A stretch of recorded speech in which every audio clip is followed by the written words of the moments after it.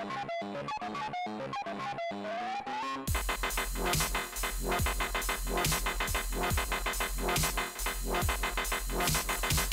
everybody to WWTF, We Want the Facts Game Show, Fred Watt. And today we're going to be taking a look at the Alienware Alpha gaming console or mini PC or the Steam machine, whatever you want to call it. This machine we already did a review. It came pre-installed with Windows 8.1, but now since Windows 10 is out, a lot of people have a lot of questions.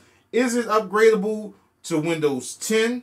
Will my software work? More importantly, since I use this as a gaming machine, will my emulators work?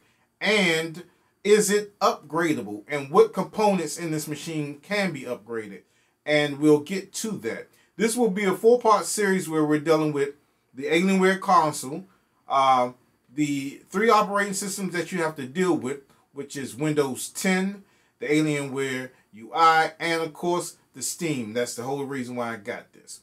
Okay, so this is the Alienware Alpha Steam machine, whatever you want to call it, mini PC. It comes with a Xbox 360 wireless controller and a wireless receiver, so that's pretty good. This is the bare bones system. This is the i3 system. Now it comes in 3 different categories. It comes in the i3 package, it comes in the i5 package, and it also comes in the i7 package.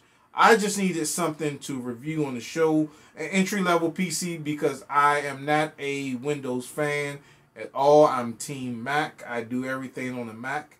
But for the price, it was pretty good. I actually got mine from GameStop. Now, you can get this machine from GameStop, like I said, or Walmart, or you can go to Dell. And I'm satisfied with it. And let me just go ahead and give it a 5 out of 5. I don't think I gave it a 5 out of 5 before, but with the upgrade to Windows 10, it improved this a lot better. I think it made a lot more better usage of the CPU, the GPU, and the RAM. Okay, so in the front, you have your Alienware logo power button. And the reason why I say it's a power button, because it's not an on and off switch. Now, you never want to shut your computer down by clicking this switch. The only time that you want to do that is in drastic measures. If your computer froze up and you need to do a hard reset or a hard shutdown or a hard reboot, then you would press and hold that. Next, you have these 2 USB 3.0 ports. Standard. Right here, you see that triangle. That's actually LED lighting. And the power button has a backlit as well, and you can change the color. Now these, you can't have 2 different colors. They're not independent of each other. Once you change the color, you can go into the UI, and you can just change the color to suit the mood of the room, fit the decorum of your room. Now, underneath, even in a lot of reviews that I saw online, a lot of people didn't mention this, but underneath here, you have this little door. And this also has a USB 3.0 port inside of it. And it has like this funny shape. Now, I don't know if they're making a peripheral for this to fit in this, but even the wireless receiver won't fit in here because it has too much cordage. I use it for my receiver for my Logitech trackpad because I'm not planning to take that in and out. This is something that's going to be stationary. So if you wanted to put like a flash drive in there that was small enough to fit in there that you was going to keep stationary, you can do so. All right. Now, on the back, you have your power lead in. You also have your HDMI in and out, which kind of takes the copycat of the Xbox 360.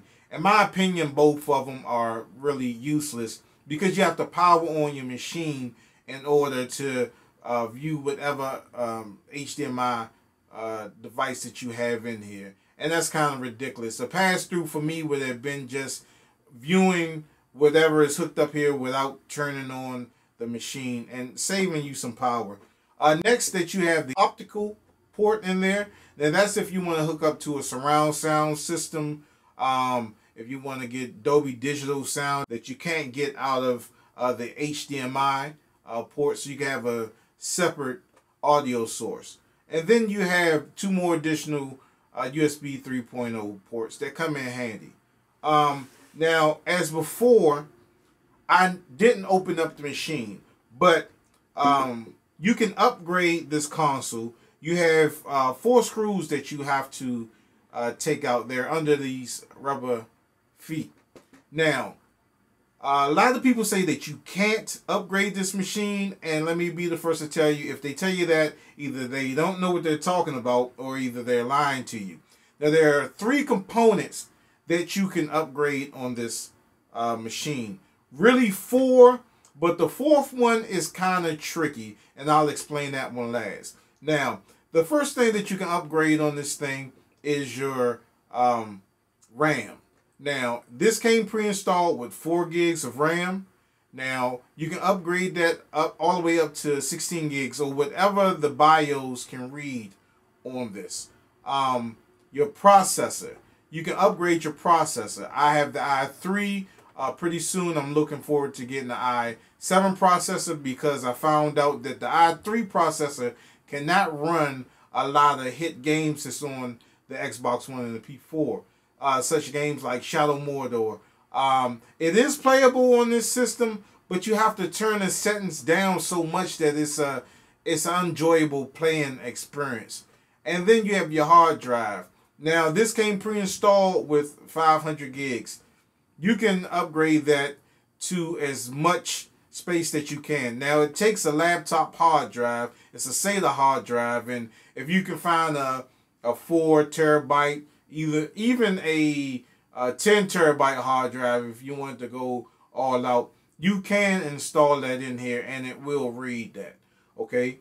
And then one last thing, the sound card. Now, the sound card as well as the graphics card is soldered onto the board, and the graphics card is an NVIDIA, I believe, GTX.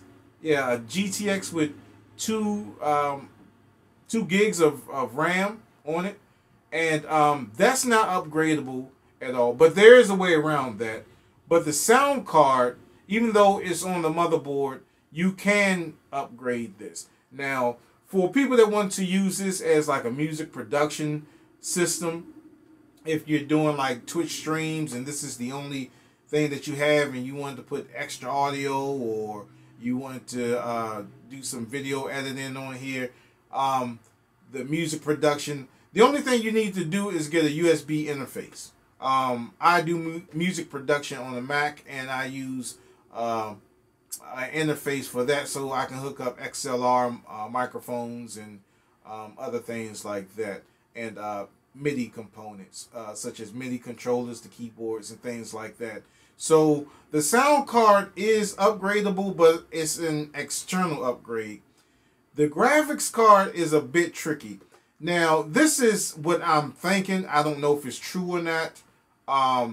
If you can get like a USB PCI bay where you can install PCI items and then hook it up to the USB port in your console, and you can get a PCI Express graphics card, you can probably do that. I'm not sure if you can or not, but it makes sense that if you can get a cage, a USB cage, an IDE Express cage, and put external, components that you can put inside the computer and hook that up.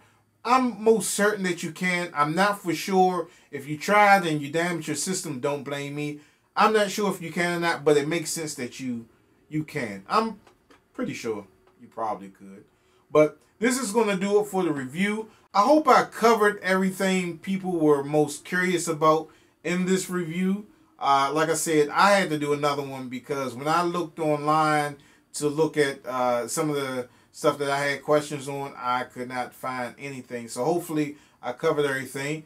The specs I'll put up here so you can take a look at it. But this is the bare bones system. Go to Walmart, You can go to GameStop or you can get it from Dell. This is part 1 of this reboot. Stay tuned for part 2 where we'll look at Windows 10. Will I like it? Because I'm Team Mac. Stay tuned for the next episode.